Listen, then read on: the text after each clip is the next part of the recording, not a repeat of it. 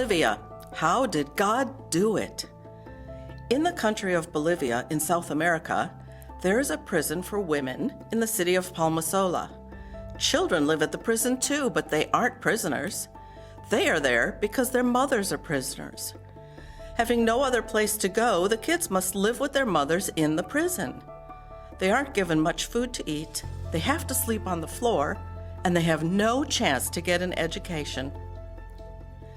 Missionaries Jack and George Balin saw this need, and they felt led by God to do something about it. So they started the Freedom School. Kids who live at the Palmasola prison can now learn to read and write. They get school uniforms and 2 good meals a day.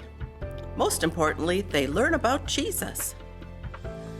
One day, the Balins decided to take a few of the Freedom School teachers for a day of sightseeing in El Fuerte to see the pre-Inca ruins high in the beautiful Andes Mountains of Bolivia. These majestic mountains rise thousands of feet in the air. The cliff roads are incredibly steep and narrow with no guardrails. The Balins drove in their Speed the Light van. It was Wednesday morning. There were 7 people in the van. Everyone was laughing and having a great time telling stories when all of a sudden, one of the teachers in the back of the van started speaking in tongues. Georgia looked at this teacher to try to figure out why she had started praying in the midst of them having a good time, but the teacher just kept praying in the Spirit. She couldn't stop speaking in tongues. Her spirit was praying with great intensity, and she didn't know why. The van came around a curve, and suddenly it hit a puddle and slid to the right, toward the cliff. No one knew that there had been a bad rainstorm in the mountains the night before.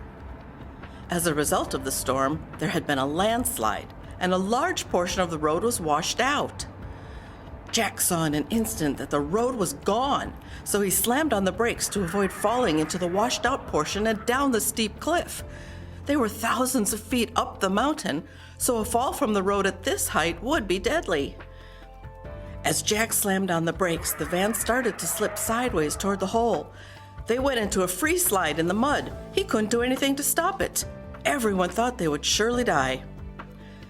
Georgia closed her eyes and called out to Jesus for help. She truly thought that when she opened her eyes, she would be in heaven, because they all would die. As everyone in the van closed their eyes and braced themselves for the fall, a miracle happened. The van suddenly stopped. When everyone opened their eyes, they saw they were on the other side of the large hole. They had passed over the landslide without feeling so much as a small bump. Everyone got out to take a look. They couldn't believe their eyes. They could see where the tire tracks of the van went up to the hole in the road and then reappeared about 5 feet on the other side of the landslide.